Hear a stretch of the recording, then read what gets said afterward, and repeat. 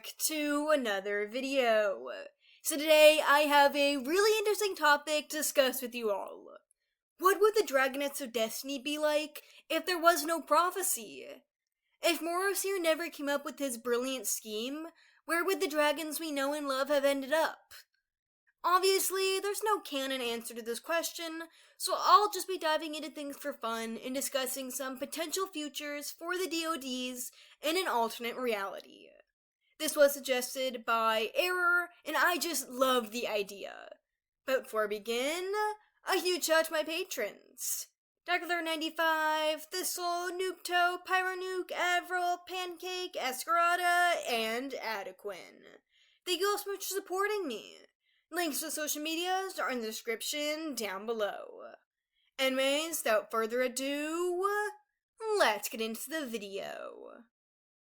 In the world I'm presenting to you all today, the Dragonet prophecy is never written.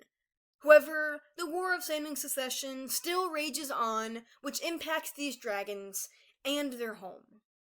There are some parts of the DoD that I think would always be there, like Clay's protective and caring nature, Sunny's boldness, or Glory's leadership traits. But there are some things about these dragons that would be different considering they don't have their experiences to shape them. First, we'll start off with Clay.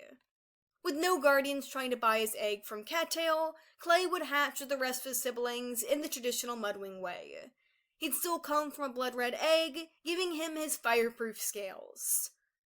Mudwing Sibs are forced to fight in the war as we see in the books.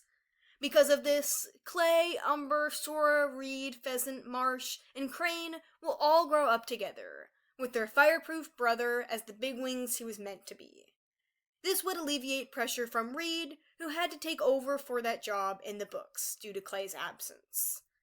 Like I mentioned earlier, I believe Clay's heart would always be present in any world, so he does whatever he can to protect his Sibs and grow with them during the troublesome war times.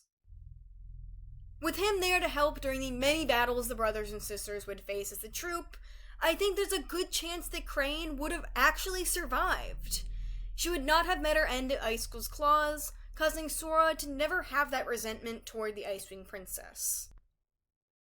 However, that's assuming Clay doesn't take her place. With his overpowering size, he would likely escape the skirmish only injured. Ultimately, Clay would live a satisfied life with all his Sibs, though was more valued in the fight due to his fireproof scales, and placed in additional danger because of this. I'd like to hope he survives the large conflict in the end. This lovable Mudwing would never meet the other Dragonets of Destiny, though. He's simply too far from them, and wouldn't want to leave his home kingdom, even if the war ends during his lifetime. And now it's time to discuss Tsunami, the Seaweed Princess. Unfortunately, there isn't much to brainstorm here.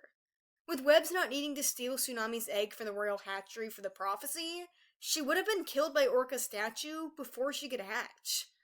It's pretty dark, but Orca's motives had nothing to do with the war, so all of that would still happen the way it did. But in a mystical world where Tsunami's egg did somehow make it, I think she'd still have her fierce spirit. She likely wouldn't want to be queen, but would be forced to live in the palace and take the throne from her mother someday. I think she'd be an okay queen, but could never truly find her full potential without the past she has in the books. Tsunami would die pretty unsatisfied with her life.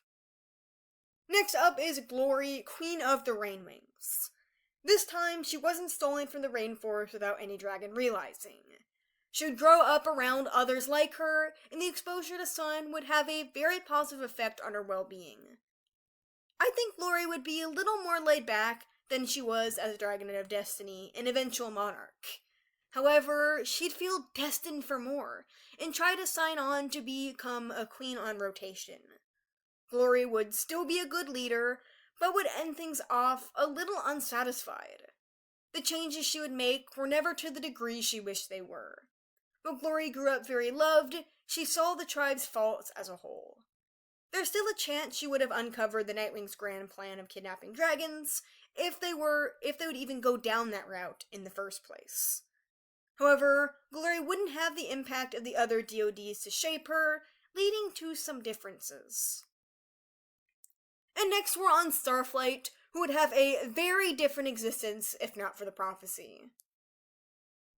Starflight would have been born to his mother and father, Farsight and Mastermind. Fierce Teeth would have been his older sister all his life.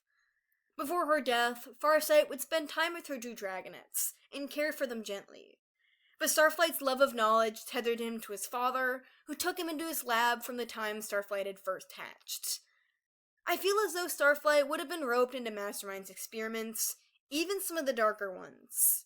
After all, it was everything he knew, but none of it would really sit right with him. He wouldn't ever go as far as his father, but that influence would always be there. Fierce Teeth and Starflight would have been decently close here. After all, there was no prophecy to make the former jealous of her half-brother. But still, they wouldn't always see eye to eye, and would mostly walk past each other. Starflight would work on things to benefit the tribe, but would be left with an emptiness and guilt that would never be filled without his friends. He'd meet Fate Speaker and grow up alongside her, though I'm unsure how their relationship would go without both of their experiences impacting how they see each other, and especially with Starflight mostly being in the lab. And lastly, it's time to discuss Sunny, who would have the most changes to her life if the prophecy was never created. This Sand Knight Dragonet would never have been taken from her secret nest by Dune. Because of that, she would have been raised in the Outclaws by Thorn, likely with 𝙒𝙤𝙬𝙁 by her side. Growing up in the rough Scorpion Den would have drastically affected Sunny, even though she would have kept her kindness and brave nature. She would be raised with strong values toward peace, as that was the aim of the Outclaws. Sunny would aid in their relief efforts, giving food and water to dragons who needed it. It's likely she'll even help in conflict if Thorn allows it.